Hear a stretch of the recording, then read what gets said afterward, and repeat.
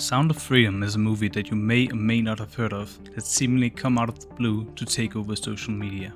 Sound of Freedom was described as a QAnon adjacent thriller by the British media outlet The Guardian, and several social media accounts has described the movie as a psyop, with others describing how their cinemas were being used by the US government to prime them to not watch the film. So it's fair to say that the movie is fairly controversial, but what exactly makes it so controversial? Well, I'm gonna try to find out. Also, a quick disclaimer.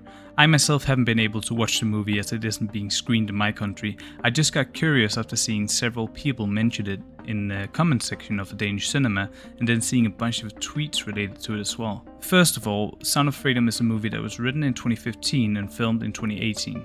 But it didn't release until 2023 after it was bought free from the Walt Disney Company after their acquisition of Fox. It was executively produced by a few notable people, including Tony Robbins, an author, motivational speaker, and part owner of the Team Liquid esports team, who also helped raise money for the organization Operation Underground Railroad, which is what the movie is based on. The film itself focuses on Tim Ballard, a special agent for Homeland Security who uncovers a child trafficking ring and eventually founds the Operation Underground Railroad organization. And what exactly is Operation Underground Railroad? It's a non-profit organization that conducts sting operations to combat trafficking in and outside of the US. They have also supplied police departments in the US and Thailand with canine dogs that are specifically trained to detect hard drives. The organization has previously been criticized for exaggerating their role in various operations and failing to ensure that trafficking victims were actual trafficking victims and not consensual sex workers. Furthermore, in 2014, during an operation, they were accompanied by a camera crew, which was supposedly being used for a reality TV show. This most likely had a traumatizing impact on the trafficked children, who supposedly were released a couple weeks later without having received the rehabilitative care that was needed. The distribution company behind it is also interesting. Without getting too much into it, the distributor, Angel Studios, is a fairly new studio that seemingly releases a lot of Christian media. It was founded with the idea of being able to show any movie to the children without worrying about explicit material,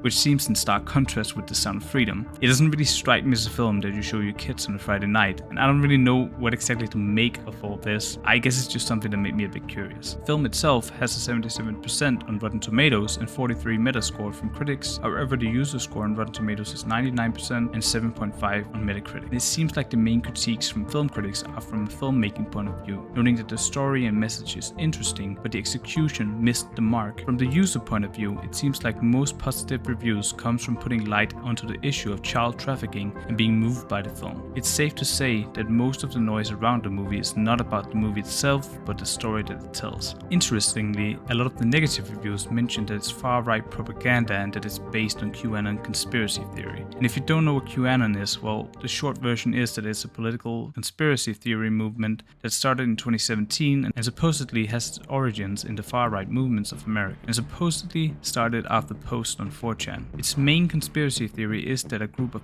Satanists are operating a global child trafficking ring and conspired against Donald Trump when he was a sitting president. It's all very convoluted and confusing, and I'm not entirely sure whether the people involved are 100% invested in their convictions or if part of it is an elaborate troll by 4chan users. Anyways, the reason QAnon is being referred to is that both Tim Ballard and the actor who plays him, Jim Caviezel, have some links to QAnon. Tim Ballard has supposedly promoted claims that furniture retailer Wayfair is involved with child trafficking, and Jim Caviezel has spoken at several QAnon events. One thing that's important to remember though is that the organization and events of the movie predates the creation of QAnon by many years, and as I mentioned, the development of the movie started in 2015, 2 years before QAnon was a thing. Another interesting note in the noise about the film are the numerous posts on social media sites like TikTok and Twitter advocating for the movie. The hashtag Sound of Freedom currently has 613 million views on TikTok, so however this social media storm started, it seems to have worked by providing priceless exposure for the film. There even seems to be a specific trend with users claiming that someone is trying to prevent people from watching it by, amongst other things, turning the lights on in the cinema. I'm not sure I buy into this whole idea of some higher power preventing the movie to see the light of day, as it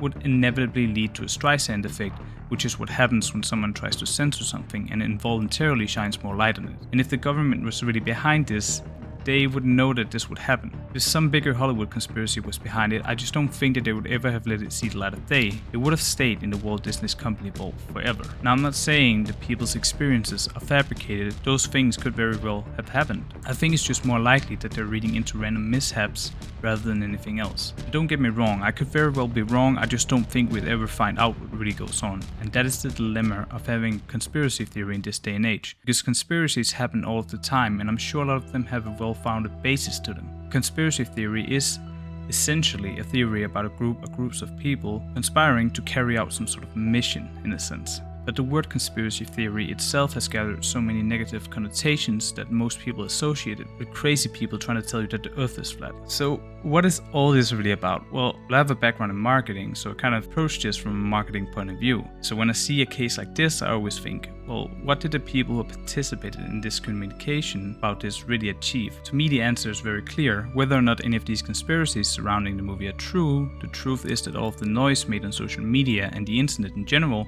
have created a buzz around the movie. It's generated a lot of word of mouth, and by doing so, a lot of exposure. And as I said, I first heard about this movie in the comment section of a Danish cinema by some random person asking why they weren't screening this movie that was completely unknown to most of us just a few months ago. Furthermore, the Operation Underground Railroad previously stated that they have no connection to QAnon and has vaguely disavowed conspiracy theories. On their website, the organization still embraced the followers of that conspiracy theory rather than condemned them in any way, such as many other anti-trafficking charities have. They believe that some of these theories have actually allowed people to open their eyes, and now it's their job to flood the space with real information so the facts can be shared. So it wouldn't really be the first time that the organization benefited from all the attention that comes with conspiracy theories. So can we be sure that the producers behind the movie, who also have a connection to the organization itself, do not have anything to do with the online discourse? No, but we can't be sure that they do either. It's impossible to say if the connection with QAnon is because they believe in their cause or if there are other motives. Personally, I don't think it's unlikely that the links with QAnon are simply there because they seemingly share the same passion for eliminating human trafficking, albeit through very different methods. And if you did want to create some noise on the internet about a movie that concerns a higher conspiracy and a network of human traffickers, who better to get you to help promote this and create a social media trend than a movement like QAnon, who are objectively very well rooted in internet culture and have the means to do something like that. And that's just my objective